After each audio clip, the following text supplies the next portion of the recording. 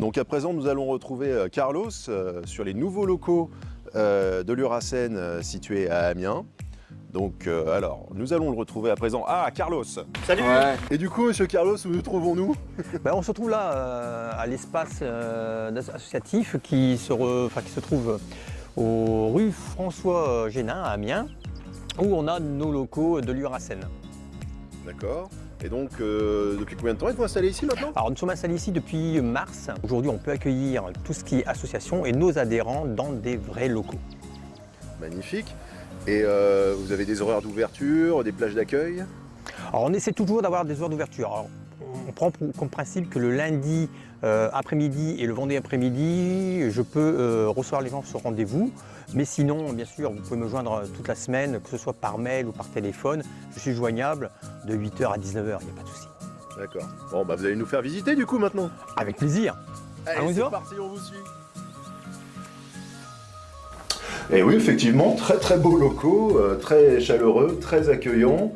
Donc je pense que le public aura vraiment plaisir à se retrouver par ici.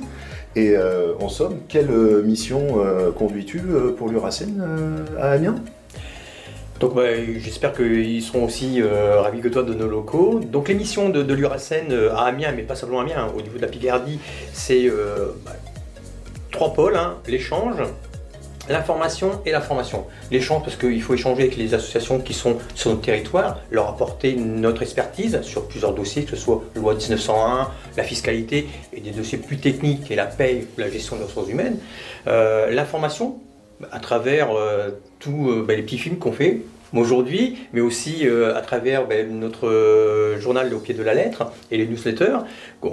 On les distribue et puis on les envoie à tous nos adhérents et non-adhérents qui nous prennent contact avec l'Uracen, mais aussi à travers des formations.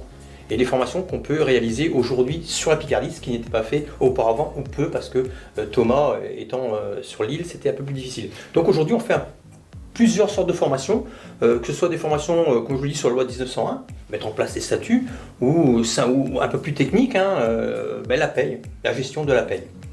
D'accord, donc c'était des choses que nous avions déjà abordées avec Monsieur Desmaîtres à un moment donné, et donc toutes ces activités sont maintenant étendues à l'ancien territoire de la Picardie. Fusion de régions, création de grandes régions oblige, nous répondons donc à tout le monde. Et en somme, Carlos, est-ce que tu as quelques petites formations à nous teaser, histoire de mettre le public en bouche ça... Ah oui, bien sûr. Je vais te donner deux exemples la semaine dernière, vraiment deux exemples vraiment différents de ce qu'on fait à l'Uracen. Je suis allé dans le sud de l'Aisne, du côté de Château-Thierry, où j'ai rencontré une compagnie qui s'appelle Actarus.0. Cette compagnie avait besoin d'expertise sur la paye. Ils avaient des petits soucis, donc ils voulaient se professionnaliser sur la paye et sur la comptabilité. Donc on leur a apporté notre expertise et les éléments concrets pour qu'ils puissent derrière pouvoir travailler. Donc on va se revoir un peu dans quelques ans pour voir un peu ce qu'ils ont fait et derrière peut-être leur apporter encore un petit plus. Deuxième cas, l'association Harmonescence à Ville, alors tu vois, Château-Thierry à Ville, c'est de deux côtés de la Picardie, où on a travaillé sur ce que c'était un CA, un CA d'association. On va se revoir un peu de temps parce qu'ils veulent apprendre le RGPD. Donc voilà, on intervient vraiment sur tout, hein. Toi, c'est deux exemples vraiment concrets, hein. Paye, CA, loi 1901 et un peu plus technique. Voir ce que fait l'Uracen maintenant au sein de la Picardie. Oui, donc en fait, l'Uracen se déplace absolument partout pour faire des formations à la demande, bon, sous condition bien entendu qu'il y ait 8 personnes minimum dans la salle. Hein. Oui, 8 personnes. Voilà, c'est important de le rappeler, parce que bon, une formation, pour qu'elle soit efficace, il faut aussi qu'il y ait un minimum d'interaction. On ne va pas non plus faire d'interaction à deux, comme ça, c'est vrai que ça serait un petit peu... Ce serait dommage. Voilà, ça serait dommage.